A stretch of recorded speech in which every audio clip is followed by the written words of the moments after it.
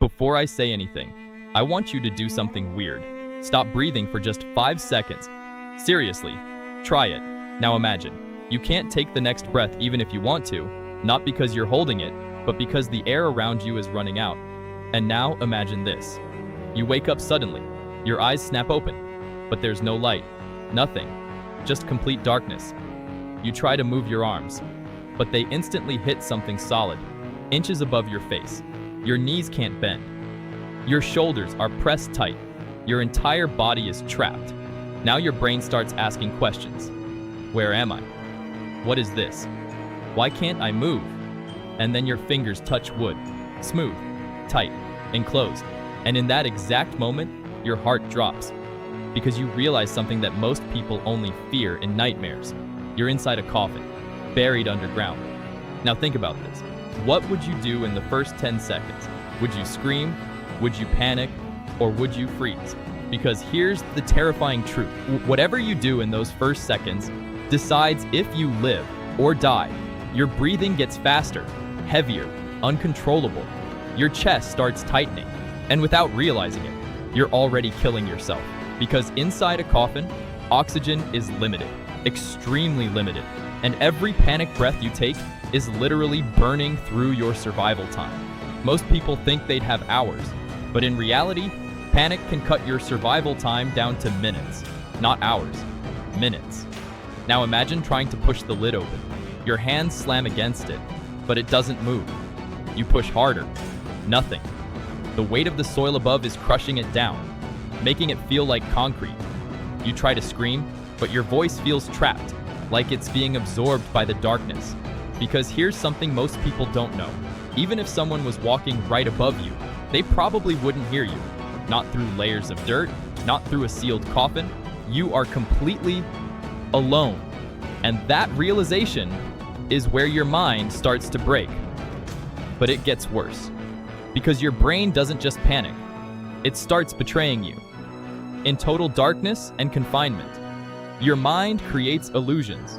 You might feel like the walls are closing in, like something is crawling on you, like the coffin is shrinking, even when it's not.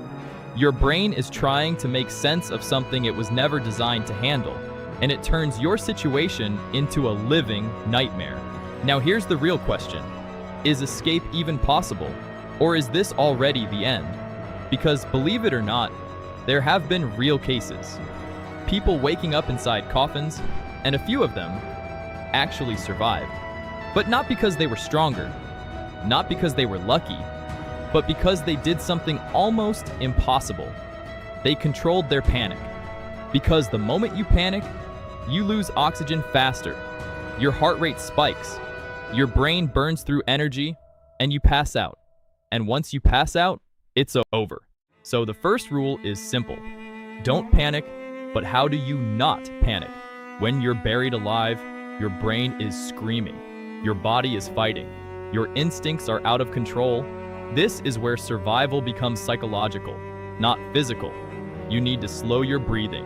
Small, controlled breaths. Reduce movement. Conserve oxygen. Because now oxygen is your currency. Every breath is a second of life. And if you waste it, you're done. Now imagine running your hands across the coffin slowly, feeling every inch, searching for something, anything. Because not all coffins are equal. Some are weak, some can break, especially under pressure from inside. But here's the danger. If you break it the wrong way, dirt will start pouring in, fast. And once that happens, you won't have time to think. You won't have time to react. So every move you make has to be calculated. Slow, precise, because this is no longer about escaping. This is about surviving long enough to even try. And what you do next will decide everything. Now here's where it gets even more intense. Because let's say you didn't panic. You controlled your breathing. You stayed conscious. Now you've bought yourself time. But here's the problem. Time alone doesn't save you. What you do with it does. So now you're lying there, in complete darkness, your heart still pounding, but slower, your breathing controlled, your mind slightly clearer. And now the real question begins. how do you actually get out? Because breaking the coffin sounds simple, but it's not. In fact, it might be the most dangerous move you can make. Because the moment that lid cracks, dirt doesn't just fall, it collapses. Fast, heavy, unstoppable. And if it fills your mouth, your nose, your lungs, it's over in seconds. So now you're stuck in a terrifying situation. If you do nothing, you run out of oxygen. Like if you act too fast, you suffocate instantly.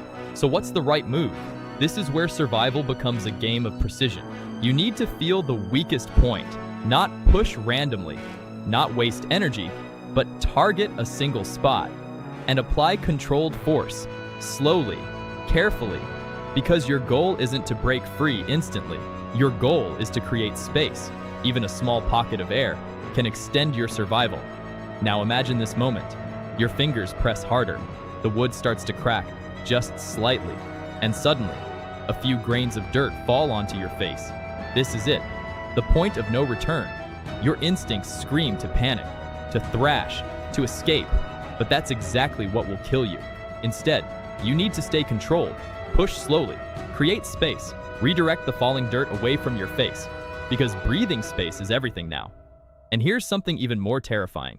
Your body is starting to fail. Oxygen levels dropping, carbon dioxide rising, your head feels dizzy, your vision fading, your thoughts slowing down. This is the moment where most people lose, not because they couldn't escape, but because they couldn't stay conscious long enough to try. Now imagine pushing one more time. The wood cracks further. More dirt falls. Your arms are shaking, your chest burning, your mind fading. But somewhere inside, there's still a voice telling you to keep going, because you're close, closer than ever. And this is where everything comes down to one final question. Do you give up, or do you push through?